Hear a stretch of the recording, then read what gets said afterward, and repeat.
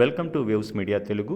జోగులాంబ గద్వాల్ జిల్లా అలంపూర్లో ఉన్న న్యూ శారదా పాఠశాలలో నేడు ఘనంగా స్వపరిపాలన దినోత్సవం నిర్వహించారు. ఈ కార్యక్రమంలో ముఖ్య అతిథిగా మండల ఎంఈఓ అశోక్ కుమార్ మాట్లాడుతూ విద్యార్థులు బోధించిన పాఠాలను క్షుణ్ణంగా వినాలి.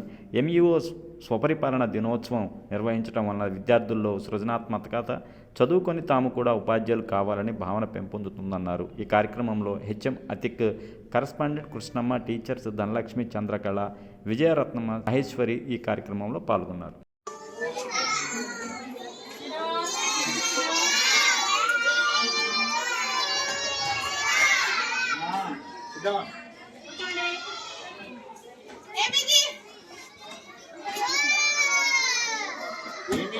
What is this? What is this? What is this? What is this? What is this? What is this color?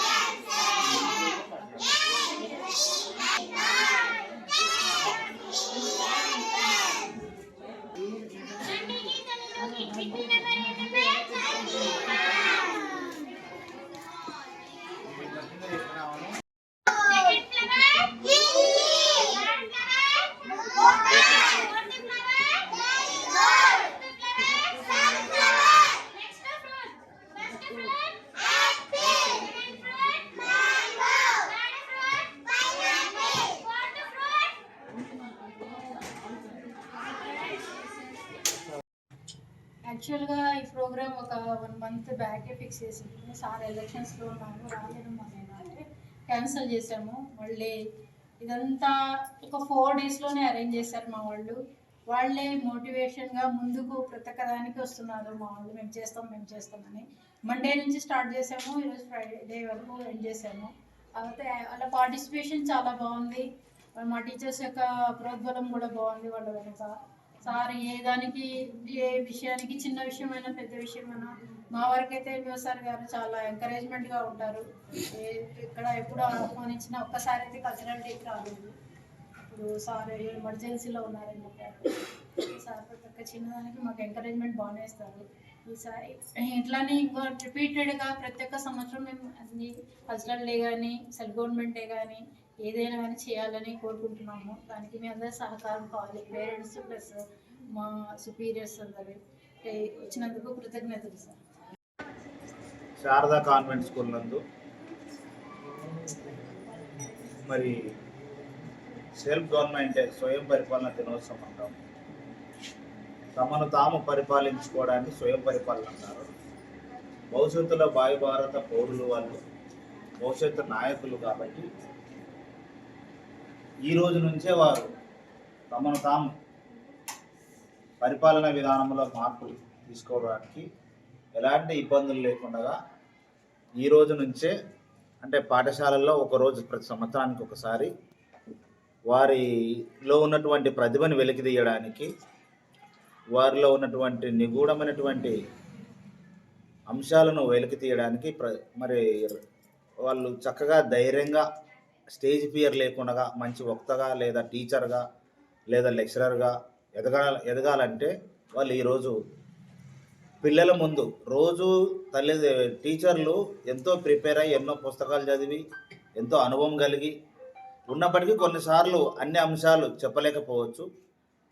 ఆ సందర్భాన్ని దృష్టిలో పెట్టుకొని మరి టీచర్లు రోజు పడుతున్న ఏవైతే శ్రమ మరి బాధలు ఏవైతే ఉన్నావో ఆ టీచింగ్ బాధలన్నింటినీ పిల్లలు కూడా గుర్తెరగడానికి, తెలుసుకోవడానికి ఒకరోజు పిల్లలు మరి తమ తోటి విద్యార్థులకు క్లాస్ చెప్పాలంటే, తరగతిలో బోధన చేయాలంటే ఎన్ని ఇబ్బందులు ఎదురవుతావో వాళ్ళు తెలుసుకోవడానికి ఒక అనుభవం ఇది. జీవితంలో వారి మర్చిపోలేనటువంటి అనుభవంగా మిగిలిపోయే అవకాశం ఉంటుంది. ఇంకా మర్చిపోలేనటువంటి తీపి జ్ఞాపకంగా గుర్తుగా ఉండే అవకాశం ఉంటుంది.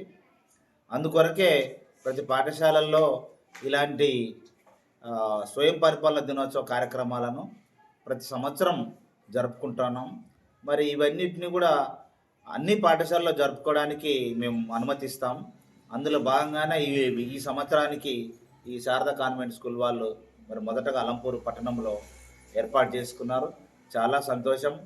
పిల్లలు రెగ్యులర్ టీచర్ మాదిరే క్లాసులు బోధిస్తున్నారు. వాళ్ళు ఎంతో కష్టపడి శ్రమపడి వాళ్ళ వేషధారణ మరి వస్త్రధారణ ఏదైతే ఉంటుందో రెగ్యులర్ టీచర్ మాదిరి పెద్దవాళ్ళ మాదిరి కనపడుతున్నారు. దానివల్ల ఆత్మస్థైర్యం, మనోధైర్యం వాళ్ళకి లభించడం వల్ల పిల్లలకు డేర్గా ఇంకోటి పిల్లల్ని కంట్రోల్ కూడా చేయగలుగుతున్నారు. మామూలుగా రెగ్యులర్గా టీచర్ బోధించే పిల్లల్ని కంట్రోల్ చేయడం రెగ్యులర్ టీచర్లే ఇబ్బంది పడుతుంటారు.